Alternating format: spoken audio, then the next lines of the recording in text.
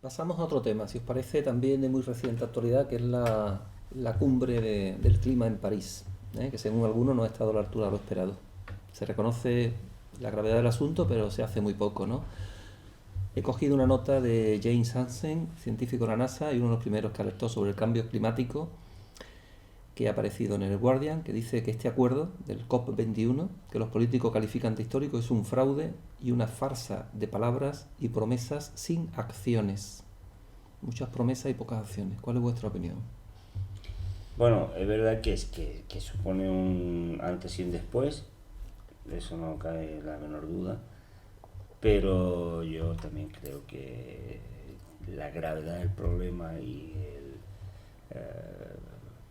requiere acciones y compromisos mucho más concretos, mucho más inmediatos y de mucho más largo alcance, ¿no? Es que incluso en algunas cuestiones no se va mucho más allá de las primeras declaraciones que hizo el G20 cuando la crisis financiera empezó a lanzarse, ¿no? De una economía verde y tal, ¿no? O sea que promesas que luego también se quedaron en nada, ¿no? Entonces estamos ya tan acostumbrados a ese tipo de declaraciones grandilocuentes que los objetivos del milenio, ¿no?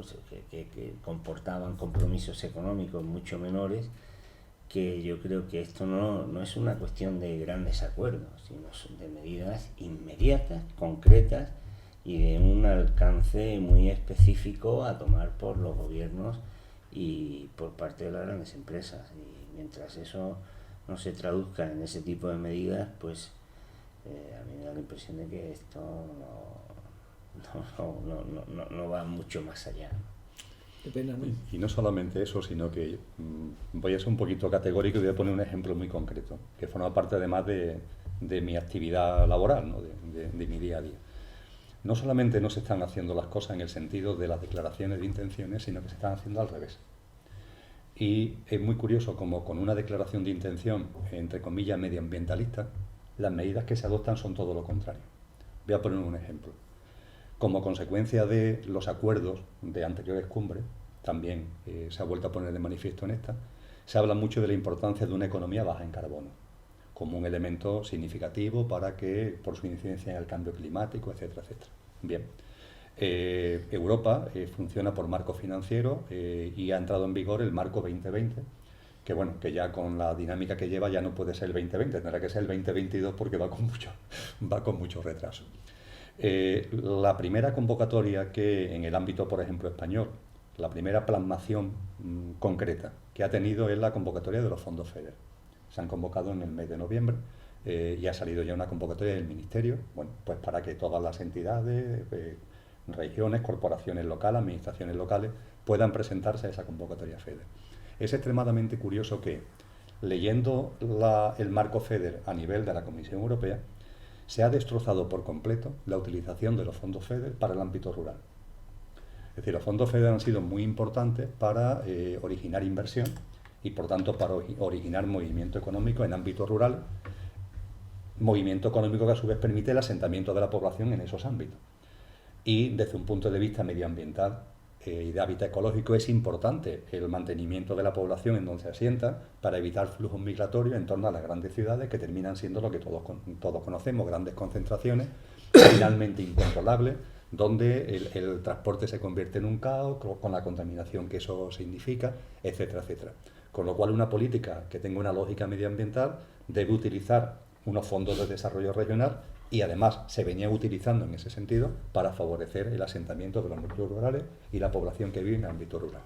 Bueno, pues a nivel europeo el marco comunitario prácticamente esto lo ha hecho imposible y tienen que ser solamente los fondos FEDER se dirigen a núcleos urbanos importantes. En algunos países la aplicación de los fondos FEDER va a ser solamente para ciudades de más de 300.000 habitantes. En algunos otros para más de 100.000 habitantes. Si esto lo hacemos en el caso, por ejemplo, de Andalucía, en Andalucía hay 12 ciudades de más de 100.000 habitantes. El resto de Andalucía estaría fuera de eso. Es verdad que en el caso español ha habido un movimiento y la Comisión Europea, a instancia del gobierno español, ha permitido, y es una excepción en el ámbito europeo, a municipios de más de 20.000 habitantes. Lo cual, mira, algo es algo, ¿no? Pero es que la realidad municipalista española es que la inmensa mayoría de los 8.000 municipios tienen menos de 20.000 habitantes. Eso significa, yendo a cosas muy concretas, que en la provincia de Sevilla, un ámbito como la Sierra Norte ha sido durante el marco comunitario anterior, en los fondos del 2007 y en los fondos del 2011, ha sido una gran beneficiada. La Diputación de Sevilla, por ejemplo, ha conseguido ejecutar 52 millones de euros de fondos FEDER, una gran parte de los cuales han ido para la Sierra Sur y para la Sierra Norte. Bueno, pues con esta convocatoria, a pesar de que se ha tamizado, es decir, que aquí ya en el ámbito español se ha tamizado bastante frente a lo que era el objetivo de la Comisión Europea, en la Sierra Norte y en la Sierra Sur de la provincia de Sevilla no se puede hacer nada con el fondo FEDER. No hay forma de articular un área urbana funcional donde haya un municipio de más de 20.000 habitantes que pueda aglutinar a otros municipios, o donde haya una trama urbana, es decir, municipios estos que se terminan metiendo uno en el otro, que conlleve una población de más de 20.000 habitantes. Tú te vas a la Sierra Norte, te vas a la Sierra Sur y no te encuentras municipios de más de 20, con lo cual no puedes hacer nada con relación a los FEDER. Es solamente una anécdota, pero para mí es que es muy evidente, es la contradicción absoluta en el discurso, ¿no?, entre lo que se dice que se quiere y lo que realmente se hace. Y creo que ante esto, de verdad, las palabras sobran. Es que, nada, las declaraciones de intenciones son eso, declaraciones de intenciones. Pero ¿qué ha sido eso, según vuestro sentir? Una declaración de intenciones sin ningún resultado práctico. Una noticia, titulares de prensa. Ya llevamos mucha historia ya. Está bien, ¿no? ¿Cuántas cumbres de cambio climático? Los acuerdos internacionales son muy lentos, ¿no? Requieren años y años de gestación y hasta que no se ponen en marcha medidas concretas, es verdad que eso es un proceso de mucha dificultad, de lentitud y de complejidad, ¿no? Por lo tanto, tampoco conviene, o sea, yo creo que el hecho de que se empiece a hablar de esta, hace poco estaba nuestro presidente del gobierno riéndose del cambio climático, ¿no? O sea que, y quienes venimos señalando que hay que ir a otros indicadores económicos, que hay que contar residuos, que la naturaleza es un recurso que tenemos que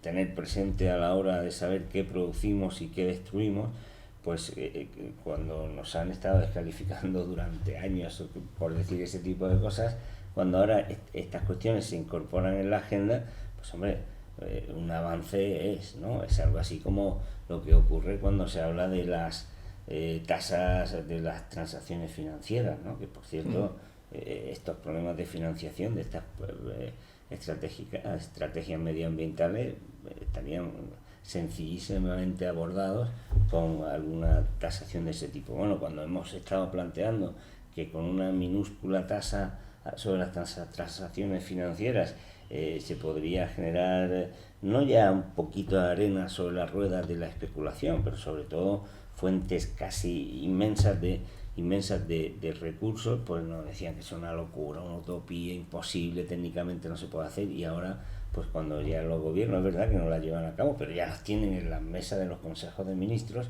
pues dice, hombre, algo se mueve, ¿no?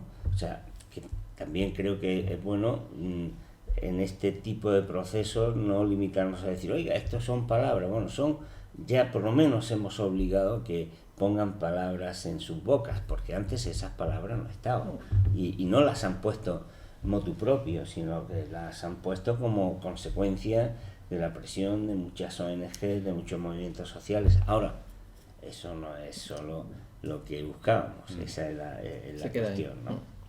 De acuerdo, pues tenemos que terminar. Seguiremos compartiendo, si os parece, si sois tan amables.